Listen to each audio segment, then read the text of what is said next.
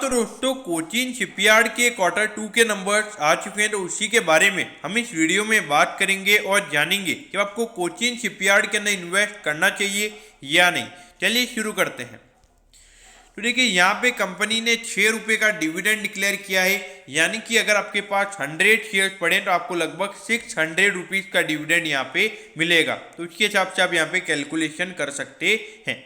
अब अगर हम कंपनी के रेवेन्यू के नंबर्स की बात करें तो पिछले क्वार्टर के कंपैरिजन में 111% से यहाँ पे कंपनी के रेवेन्यू के नंबर्स बढ़े हैं और 696 करोड़ का यहाँ पे कंपनी का टोटल रेवेन्यू का नंबर इस क्वार्टर में आया है। तो अगर हम देखेंगे तो पिछले क्वार्टर के कंपैरिजन में यहाँ पे कंपैरिजन एक्चुअली में नहीं होना चाहिए।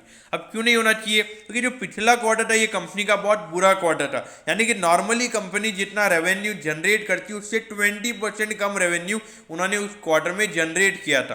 देखा जाए तो नॉर्मली ये कुछ ज़्यादा ऐसा नहीं समझना चाहिए कि आउट परफॉर्मिंग क्वार्टर कंपनी के लिए रहा है।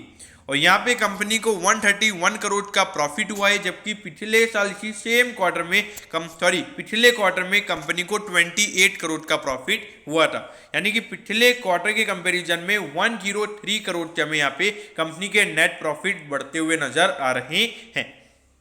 अब अगर हम ईयर ऑन ईयर बेसिस कि अगर हम यहाँ पे बात करें तो ये नंबर 5% से बड़ा है और 696 करोड़ का यहाँ पे कंपनी का टोटल रेवेन्यू का नंबर निकल कर आया है। तो ये देखिए पिछले साल के मुकाबले ये ग्रोथ सिर्फ 5% की है। तो इसीलिए मैं ये बोल रहा था कि ये कोई आउट परफॉर्मिंग क्वार्टर नहीं है। अगर हम प्रॉफिटेबिलिटी की अगर हम बात करेंगे तो ये नंबर 22% से बड़ा है और 131 करोड़ का कंपनी का टोटल नेट प्रॉफिट का नंबर इस क्वार्टर में आया है। तो देखा जाए तो जो नेट प्रॉफिट का ईयर ऑन ईयर बेसिस का नंबर है ये काफी अच्छा है। तो देखा जाए ऑल ओवर ये रिजल्ट अच्छे हैं शेयर होल्डर्स के लिए। कंपनी ने अच्छा डिविडेंड भी डिक्लेयर किया है, लगभग 1.5% का ये स्टॉक के ऊपर डिविडेंड निकल कर आता है।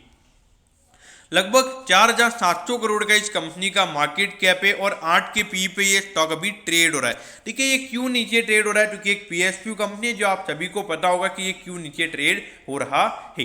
देखिए लगभग 4% का यहाँ पे डिविडेंड यील्ड है, यानी कि अगर आपका पैसा आप सेविंग डिपॉजिट में रखते हैं तो उससे अच्छा आप इस स्टॉक में डाल सकते हैं। 4 से 5% का आपको कैपिटल एप्रिसिएशन मिल जाएगा और उसके अलावा आपको 4-5% का डिविडेंड भी मिल जाएगा, यानी कि 8 से 9% का आपको पूरे साल का रिटर्न मिल जाएगा। ये देखिए अगर हम कोविड से पहले अगर हम बात करेंगे तो लगातार कंपनी के रेवेन्यू के नंबर्स कंटिन्यूसली अच्छे तरीके से बढ़ रहे थे और जो प्रॉफिटेबिलिटी थी कंपनी की वो भी अच्छे तरीके से बढ़ रही थी। ऑल्दो अगर हम देखेंगे तो पिछले साल भी कोई इतनी प्रॉफिटेबिलिटी कंपनी की कम नहीं हुई है, भले रेवेन्यू इतना कम हुआ था, लेकिन जो रेवेन्यू ग्रोथ हमें देखने को मिल रहा है ये बता रहा है कि फिर से यहाँ पे प्री कोविड लेवल पे कंपनी के रेवेन्यू के नंबर्स आ रहे हैं। अब 374 पे ये स्टॉक अभी ट्रेड हो रहा है, लगभग 600 का स्टॉक का ऑल टाइम हाई है। तो अगर हम वहाँ से अगर हम कंपेयर करेंगे तो अगर ऑल ओवर अगर हम देखें तो अराउंड 30 to 35% ये स्टॉक ऑलरेडी अपने ऑल टाइम हाई से करेक्शन पे है।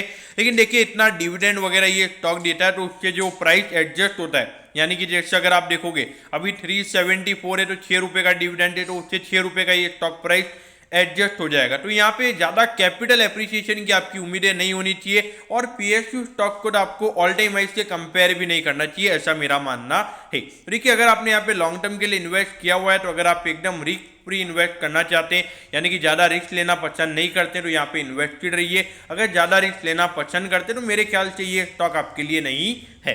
अगर शॉर्ट टर्म की बात करें तो मुझे लगता है नंबर्स यहाँ पे अच्छे हैं, लगभग 390 से 395 तक शॉर्ट टर्म में ये स्टॉक जा सकता है। तो दोस्तों मैं होप करता हूँ कि कोचीन शिपयार्ड के क्वार्टर 2 के नंबर्स के बारे में आपको सब कुछ पता चल गया होगा। अगर आपकी कोई भी क्वेरीज है तो आप कमेंट कीजिए, मैं जरूर आपके कमेंट पर रिप्लाई करूँगा। ओके दोस्तों, thank you, have a nice day.